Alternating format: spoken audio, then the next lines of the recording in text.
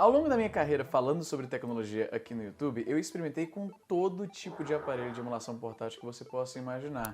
Tem muita gente que, de verdade, associa o meu conteúdo com emulação portátil. Então, a essa altura do campeonato, pouca coisa me surpreende, porque essa indústria, se eu posso dar esse nome, tem se movido numa direção meio previsível ultimamente. Todos os aparelhos têm mais ou menos o mesmo formato, usam o mesmo sistema operacional, emulam os mesmos sistemas, é tudo muito parecido. Se o mundo da emulação portátil é um que você acompanha como eu, você sabe do que eu estou me referindo. Esses aparelhos, hoje em dia é até difícil recomendar um ou outro porque são muito similares. O Funky S, que é esse que eu vou mostrar para vocês hoje, ele se destaca, porque ele é muito diferente e eu acho que o tamanho dessa caixa já deixa bem óbvio o principal motivo que o torna distinto entre a competição. Pessoal, esse aqui é o Funky S, ele tá aqui de cabeça para baixo, olha só. Aqui o logotipo estava de cabeça para baixo, Funky S. E esse nome, Funky S, né, chave divertida S, na tradução livre, tem um motivo específico, porque esse aqui ele funciona como um chaveiro mesmo. Como você pode ver aqui, ele tem uma entradinha para você colocar, tá sujo aqui a mesa, ele tem uma entradinha aqui para você colocar aquela pequena correia que permite que você coloque isso aqui junto com as suas chaves do carro ou de casa. Eu tirei porque me incomodava um pouco, e aí eu descobri decepcionado que é um pouco difícil colocar de volta. Tava aqui pelo chão em algum lugar, mano, onde que eu botei esse negócio? Agora eu não sei onde que tá, enfim. De qualquer maneira, eu não sei se eu recomendaria usar como chaveiro, porque o meu molho de chaves, eu tenho muitas chaves, isso aqui fica batendo, e eu não sei se a cordinha que vem na caixa aguentaria o tranco, de repente esse negócio acaba quebrando e caindo, eu ia perder o meu Funky S e ia ficar muito revoltado. Mas isso aqui é um emulador portátil que tem uma das menores proporções dentre os emuladores que eu já experimentei. Ele não é o menor, tinha, ou tem, eu não sei se ainda é oferecido, um emulador de Game Boy e Game Boy Color, que era bem pequenininho mesmo, mas aí já era pequenininho a um ponto que era completamente imprático. Esse aqui, ele é pequeno de uma forma que ainda dá para jogar, e eu tive uma boa experiência jogando, mas eu não recomendaria que você investisse nisso aqui como seu aparelho principal de emulação, porque ele vai ser talvez um pouco desconfortável para a maioria das pessoas. Ele tem mais ou menos as proporções, deixa eu pegar aqui para comparar bem. Pronto, agora eu acho que dá para você ter uma boa ideia das dimensões do Funky S. Isso aqui é um Game Boy Advance SP, que foi bastante popular no Brasil, então você deve ter experiência com ele, né? Esse aqui, ó, na minha mão, ele fica mais ou menos desse tamanho. Já o Funky S, cara, olha só, você coloca ele em cima do GBA SP. Deixa eu abrir aqui para você ter uma ideia de como que é. Ele vai estar carregando aqui o último emulador que eu joguei. Uma função bem bacana, inclusive. Olha só, deixa eu sair aqui. Eu vou salvar primeiro. Salvar. Ok, are you sure? Yes. Ok, deixa eu sair aqui. Exit game, pronto. Ok. Antes de mostrar... deixa eu voltar aqui o GBA-SP para te dar aqui um bom paralelo das dimensões do Funky S. Certo? Ele é um aparelho que os gringos chamam de clamshell design, ou seja, você pode fechar a tela, na verdade. Ao contrário do GBA-SP, fechar a tela do Funky S suspende a operação dele. Ele entra em sleep mode, isso é muito bom, porque aí você pode rapidamente fechar, protegeu a tela, jogou de volta no bolso, e aí você pode continuar o seu dia. Isso é muito bom caso você tenha um estilo de dia a dia que você não pode sentar e ficar jogando por, digamos, 1 hora. Você tem ali 10 minutinhos para jogar, você só abre o Funky S, ele vai carregar automaticamente o último jogo que você estava jogando, jogou um pouquinho, seu chefe apareceu, já fechou, botou no bolso e acabou. Emuladores baseados em OpenDingux, como esse aqui, né, que é o RG350, se não me falha a memória, isso mesmo, RG350.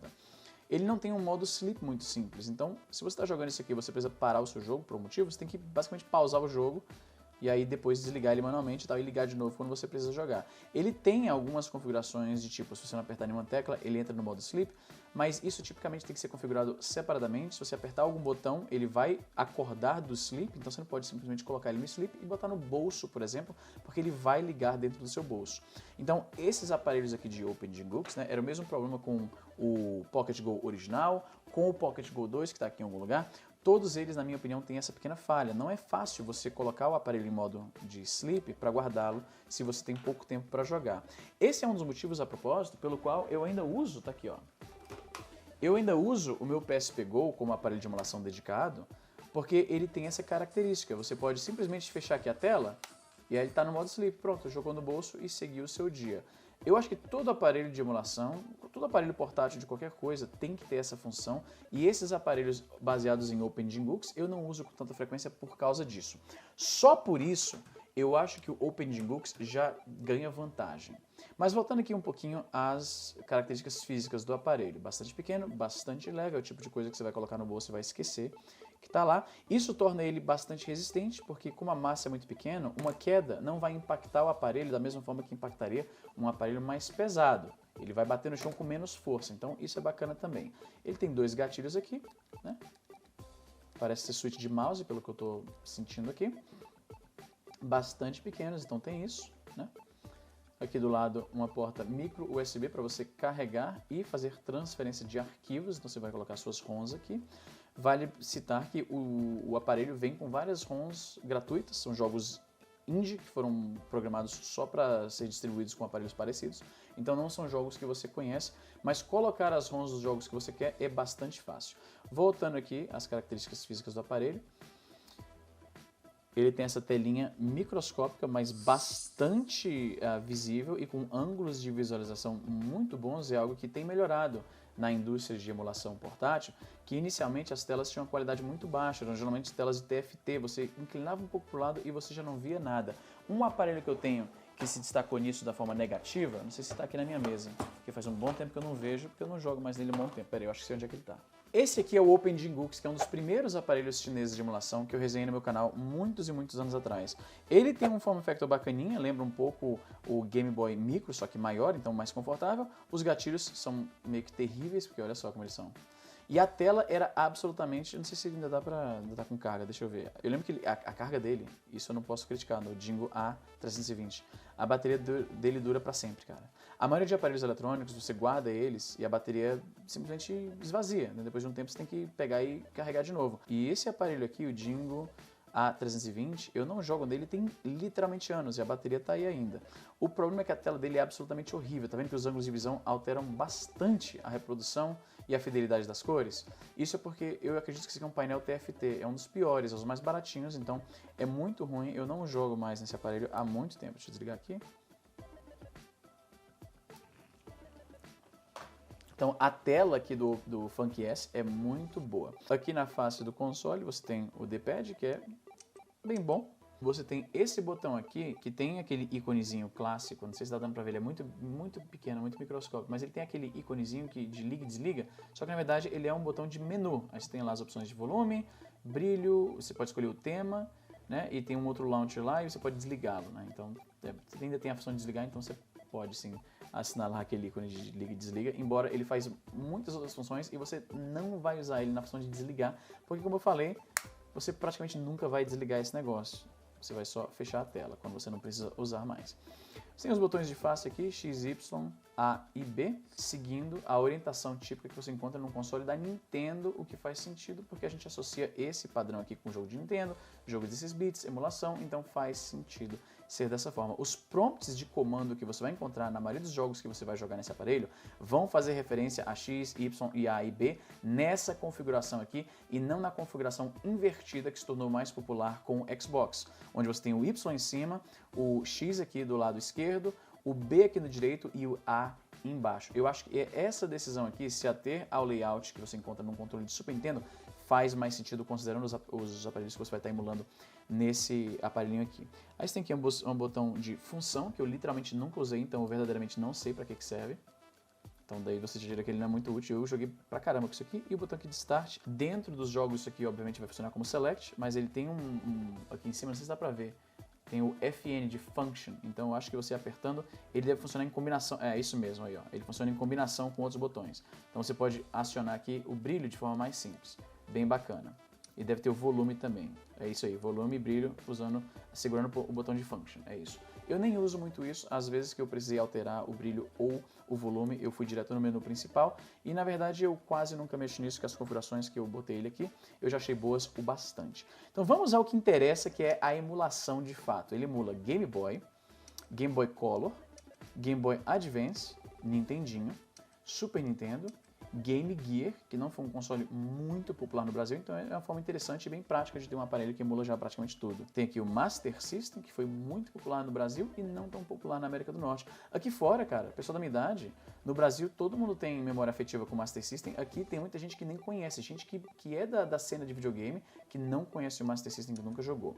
o Sega Genesis, que no resto do mundo foi conhecido como o Mega Drive, TurboGrafx, não foi muito popular no Brasil, Atari Lynx, a tentativa da empresa de fazer um portátil, que foi um fracasso completo, Neo Geo Pocket, que eu tenho alguma experiência porque eu tinha um amigo brasileiro que morava nos Estados Unidos que tinha o Neo Geo Pocket. Você tem o WonderSwan Color, que foi um aparelho criado pelo Gunpei Yokoi, quando este saiu da Nintendo. Você talvez não conheça o nome dele, mas você conhece a obra dele. Gunpei Yokoi foi o cara que criou o Game Boy, criou o Game & Watch e criou o Virtua Boy. PlayStation, que é surpreendente no aparelho com esse preço e esse tamanho. Isso mostra o quanto a cena de emulação se desenvolveu bem. Que antigamente, eu lembro da época que rodar um jogo de PlayStation no computador era impressionante. Se rodar ele num aparelhinho que é basicamente um chaveiro, é muito impressionante. Naturalmente, você não tem um par de gatilhos que vai faltar para o layout de jogos de PlayStation.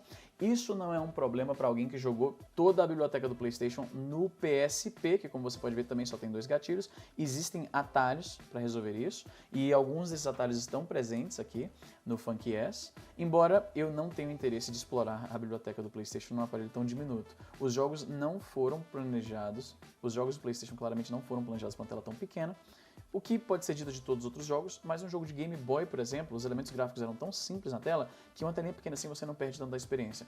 Jogar, sei lá, um Castlevania Symphony of the Night no aparelho desse não ia funcionar tão bem, na minha opinião. E é isso. PlayStation é o máximo que você pode emular. Vamos lá, jogar um jogo de Game Boy. Isso é foda. A apresentação do Funky S é muito boa, cara. Não apenas, deixa eu voltar lá, não apenas você tem que ficar fuçando em qual emulador instalar e o caralho, ele já vem com todos os emuladores instaladinhos e bonitinhos, assim, com essa apresentação bem bacana. Você também, quando você coloca o jogo, você pode colocar a capinha do jogo aí, tá vendo? Tem aqui Buggy Time Deluxe, que é um dos meus jogos favoritíssimos do Game Boy, tanto é que eu tenho aqui.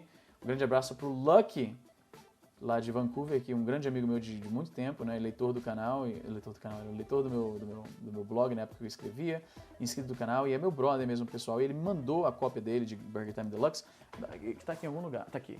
Não, esse aqui eu tô com o Dr. Mario aqui. Tá em algum dos meus Game Boys, porque a única coisa que eu jogo no Game Boy com frequência é Burger Time Deluxe, porque eu amo esse jogo demais. Então, naturalmente, eu tive que instalá-lo.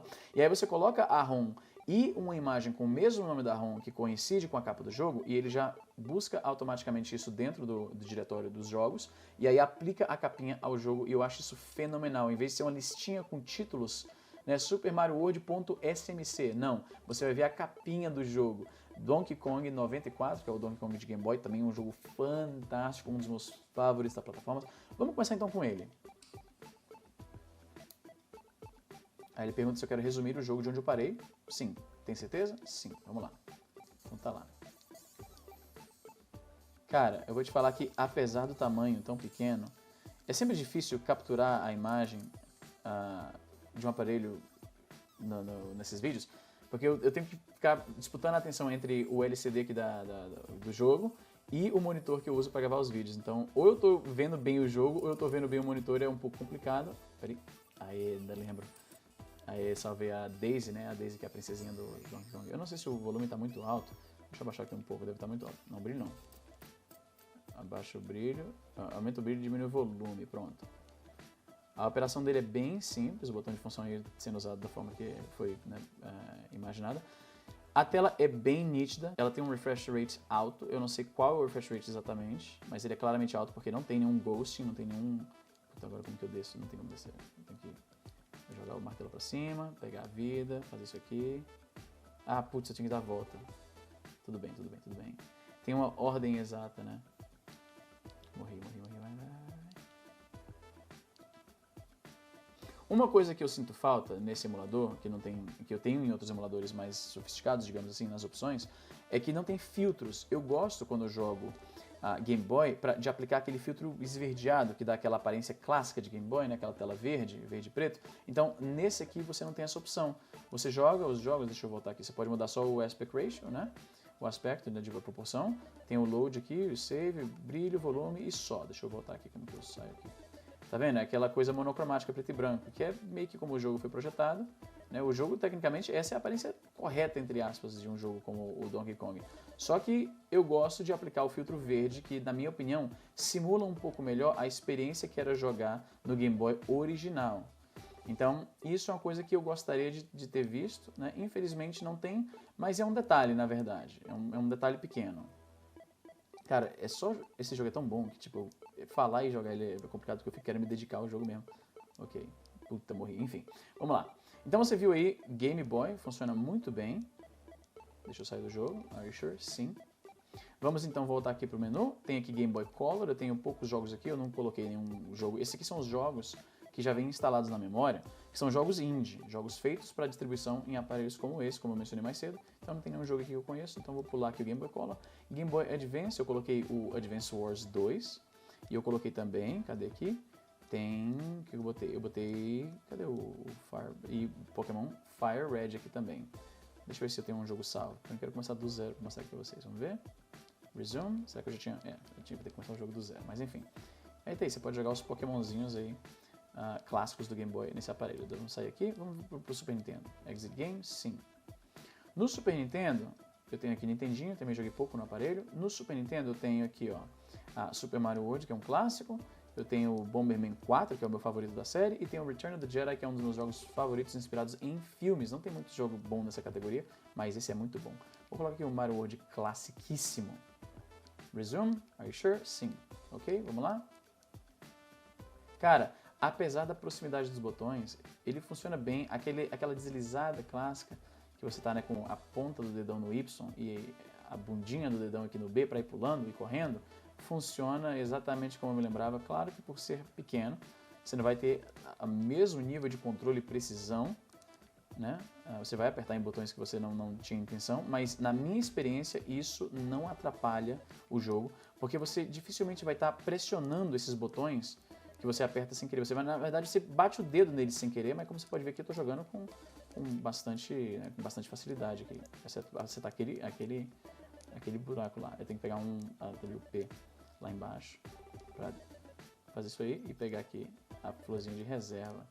Cara, funciona muito bem e, ó, o uso típico disso aqui... Eita, quase. Ah, ele tava do outro lado da cerca. O uso típico disso aqui, ó, tá jogando, fechou, botou no bolso e pronto, seguiu o seu dia. Eu tô percebendo aqui que ele tá aquecendo levemente aqui embaixo, que é uma coisa que eu não tinha percebido antes. Isso é comum em aparelhos tecnológicos de qualquer tipo. O uso intenso vai esquentar um pouquinho. Não é nada desconfortável, é só algo que eu percebi agora que eu não tinha percebido em outras experiências, em outras vezes que eu joguei. Cara, é isso. Ligou aqui, abriu. O jogo volta imediatamente. Isso é algo que eu sentia falta, né, nos outros aparelhos de emulação, como eu falei. Eu vou sair aqui do jogo. E eu não preciso nem salvar o jogo, porque olha só, saí do jogo, certo? Se eu voltar lá, olha só. Voltar lá no Super Mario World aqui. Mesmo que eu não salve especificamente, ele pergunta se eu quero continuar de onde eu parei. Isso é muito bom, cara. Isso é qualidade de vida pro cara que tá jogando. Você não tem que se preocupar em esquecer de salvar e coisas do tipo. Isso é muito bom.